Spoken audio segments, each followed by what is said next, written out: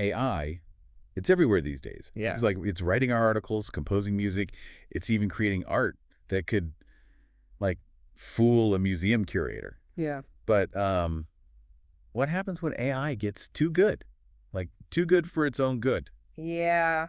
That's the question, isn't it? Today, we're taking a deep dive into the ethical dilemmas of AI content creation. And the mind-boggling concept of AI consciousness, right? Exactly. We can't forget about regulations. Oh, absolutely. Global regulation. Yeah. AI is evolving way faster than our laws. Yeah. We're using insights from a recent AI debates panel discussion to explore how to navigate all this. It's uncharted territory. I mean, think of us as your guides, like through this complex landscape. Our source material is amazing. Oh, it's a gold mine. Yeah. Perspectives from philosophers to developers, all grappling with these, critical questions. It's really fascinating stuff. You ready? Absolutely. Let's dive in. Okay. So let's start with the ethical minefield around AI content creation. Right. The panel had some really fascinating points about copyright and ownership. Yeah, imagine an AI program. Yeah. One that can churn out music in the style of, let's say, Beethoven. Okay, yeah. Who owns the copyright? Yeah. Is it the programmer, the user? Or the AI itself? Right. It really challenges our traditional notions of authorship. That does. It really does.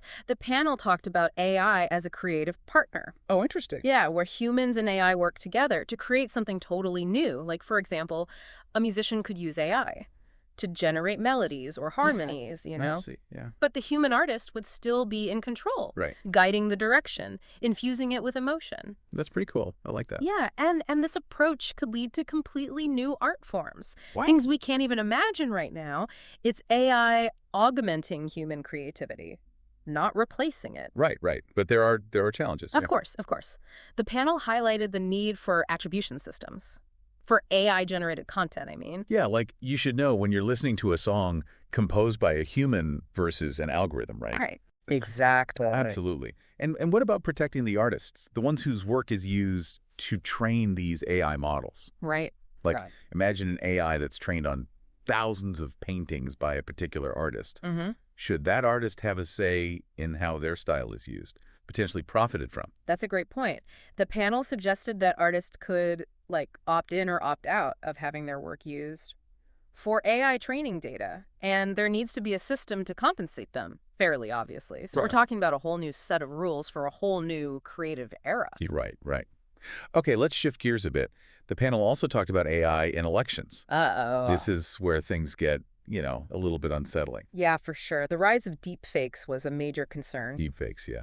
For those who don't know, a deepfake is a video that's been manipulated with AI to make it look like someone is saying or doing something they never did. Right. It's scary, right? Yeah. Oh, absolutely.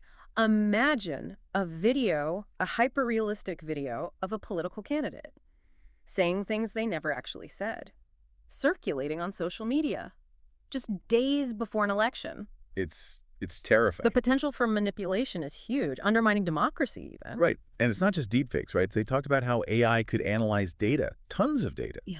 To target voters with personalized messages designed to influence their voting decisions. Yeah. It's like AI could become a puppet master, right? It's a scary thought. Subtly pulling the strings of democracy. So what can we do about it? What are the solutions? Well, the panel really stressed the urgency of developing laws specifically addressing AI-generated misinformation, particularly in the context of elections, Okay. Mandatory labeling of AI-generated content, holding platforms accountable for the spread of deepfakes, Right. Investing in fact-checking tools. That makes sense. It's like we're in a digital arms race, right? Yeah. Constantly needing to develop new tools. Yep. Strategies. To stay ahead of those who would misuse this technology. Okay, let's move on to what might be the most mind-bending topic of all. AI consciousness. AI consciousness. Is it even possible for an AI to have feelings? Self-awareness, desires? This is where the discussion got really interesting, really philosophical.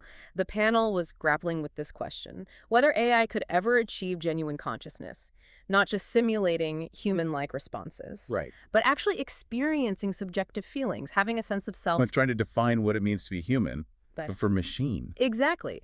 And some on the panel argued that consciousness might be an emergent property of complex systems, So a sufficiently advanced AI could, in theory, develop it. Wow. So one of the panelists, a neuroscientist, point out that we still don't fully understand consciousness in humans, Right. which makes it, like, way more challenging to define it in AI. Absolutely. So if AI consciousness is even remotely possible, what are the implications? Yeah. Ethically, I mean. Big questions. Would a conscious AI have rights? Who would be responsible for its actions? We need to rethink everything. Our whole legal and ethical framework. Absolutely. The panel urged ongoing philosophical inquiry, Oh. open public debate, and the development of ethical guidelines.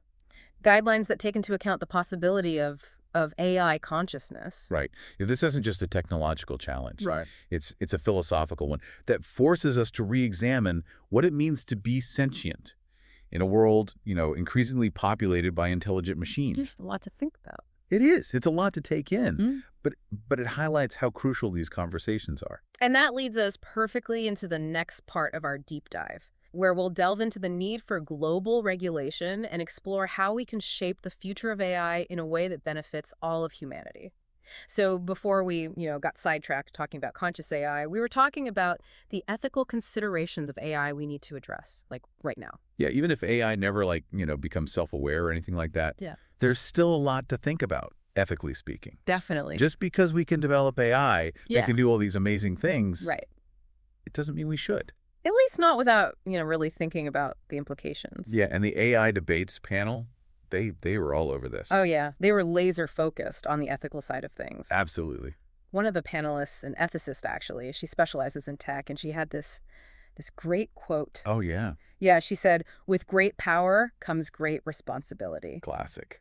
But it's so true, especially with AI. I mean, this is powerful stuff. Yeah, AI is definitely a powerful tool, one that has the potential to really reshape our world. It does. It really does. So where do we even begin? I mean, how do we even start to think about all this? Well, the panel, they highlighted 3 key areas within AI ethics that we need to be thinking about right now: fairness, bias, and privacy. Okay, yeah.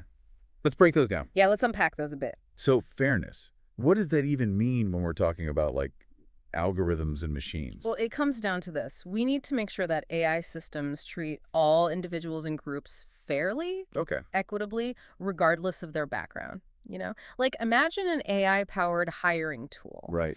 And it unintentionally discriminates against candidates based on their gender or ethnicity because of biases in the data it was trained on. So even if it's unintentional, the impact is real. Oh, absolutely. It's like these AI systems are inheriting our own societal biases and prejudices. Like it's learning from us, but learning all the wrong things. Exactly. So the panel talked about testing and auditing these algorithms, right? Right. Rigorously testing them to find these biases and mitigate them. Okay. Like one concrete example they gave was using diverse data sets. Oh, that makes sense. To train AI models. So say you're developing a facial recognition system. Okay. Well, your training data needs to include lots of different faces from different ethnicities, ages, genders. So it's not just trained on one type of face. Right, exactly. That way you minimize the risk of bias. Okay, that makes sense. Yeah. But what about privacy? AI needs a ton of data to function. It does, it's true. So how do we make sure that our personal information is, actually being handled responsibly? That's a great question. The panel really emphasized transparency, consent, and data security. So users should know how their data is being used. Absolutely, and they should have control over it and who has access to it. Right. And AI developers, they need to have really strong security measures in place. To prevent, data breaches and misuse. Exactly. So it's not just about preventing hackers from getting our data. It's bigger than that. It's about preventing AI from being used in ways that could hurt people. Yeah, even if it's unintentional, it's about protecting people. Okay, I see what you mean. One of the panelists, she's a privacy advocate. She gave this really disturbing example. Imagine an AI system used by insurance companies, and it's trained on data showing that people in certain neighborhoods are more likely to, file claims. Right. That system could then deny coverage or charge people in those neighborhoods higher premiums. Wow. Even if they individually are low risk. That's messed up. It is. It really is. It's like you're being punished for where you live. Yeah, regardless of, your own behavior or circumstances, Exactly. It's a reminder that AI can perpetuate inequalities. even if it's not programmed to do so. Exactly. So that's why we need guidelines, regulations, We do. We need to make sure that AI benefits humanity as a whole. not just a select few. Right. It's about the greater good. Okay, so we've talked about fairness, bias, privacy, but how do we actually, put these principles into action Right. How do we make sure AI is being developed responsibly? on a global scale? That's where regulation comes in. The panelists all agreed that we need a global framework Good global. for AI development. Yes. One that balances innovation with ethical considerations. Right, because we don't want to stifle innovation, Of course not. but we also don't want to, unleash something dangerous. It's a delicate balance. But how do we regulate something as complex as AI? Right. It's not easy. It changes so rapidly. One of the panelists, a legal scholar, she compared it to trying to hit a moving target because AI is constantly evolving. It is. And Okay. so any regulatory framework has to be flexible. Adaptable. Exactly. Yeah. It has to keep pace with the technology. So where do we even begin? What would a framework like that even look like? Well, the panelists proposed a multi-pronged approach. They emphasized transparency, Okay. accountability, and public education. Let's break those down one by one. What do you mean by transparency in AI development? It means being open about how these AI systems are designed Okay. and how they're trained, what data is being used, what are the algorithms doing. Right. So lifting the curtain and showing people how it works. Exactly. The more we understand these systems, the better we can identify potential risks and biases. And accountability. That means establishing clear lines of responsibility for when things go wrong. If an AI system causes harm, Yeah. who is accountable? The developer, the company. That makes sense. We need mechanisms for accountability. To build Trust. to make sure AI is used responsibly. Exactly. What about public education? How do we help people understand AI? The panelists argued that AI literacy should be a core part of education, Really? right up there with reading and writing. Wow. People need to understand the basics of AI, how it works, its benefits, its limitations. So it's about empowering people to be informed citizens in the age of AI. Exactly. The more we understand about AI, the better we can navigate its impact on our lives and shape its development. So we're not just passive bystanders. We're active participants. We have a say in how this technology develops. Exactly. This is all very important stuff. It is. But it's also a little overwhelming. It can be. It's like we're on the edge of this new era, this new world. It does feel that way, doesn't it? And we're not quite sure what's on the other side. Yeah, that's a natural feeling. But we're not starting from scratch. Right? Yeah, not at all. We've been through technological revolutions before. We've learned from our mistakes. We have. We have the benefit of hindsight. Okay, that's good. So it's not just about mitigating risks. It's about harnessing the potential of AI. Right, the potential to solve problems, to improve our lives. Exactly. AI could revolutionize healthcare, education, transportation. Energy, everything. Pretty much, yeah. But to realize that potential, we need to proceed thoughtfully, ethically. With a deep understanding of the consequences. Exactly. It's a balancing act for sure. But one that I think we're up to, especially if we work together. I agree. Global collaboration is key here. It is. And, that leads us perfectly into our final segment, Okay. where we'll explore the impact of AI on our everyday lives and what we can do as individuals to navigate this new world. So we've talked about a lot, haven't we? We have a lot to digest. AI-generated art, the possibility of AI consciousness, It's clear that AI is, not science fiction anymore. It's here. It's happening now. It's changing everything. And the AI debates panel, they really hit on this, that the choices we make today will shape what the future looks like. Yeah, will AI be a force for good, helping us solve problems? Or will it make things worse?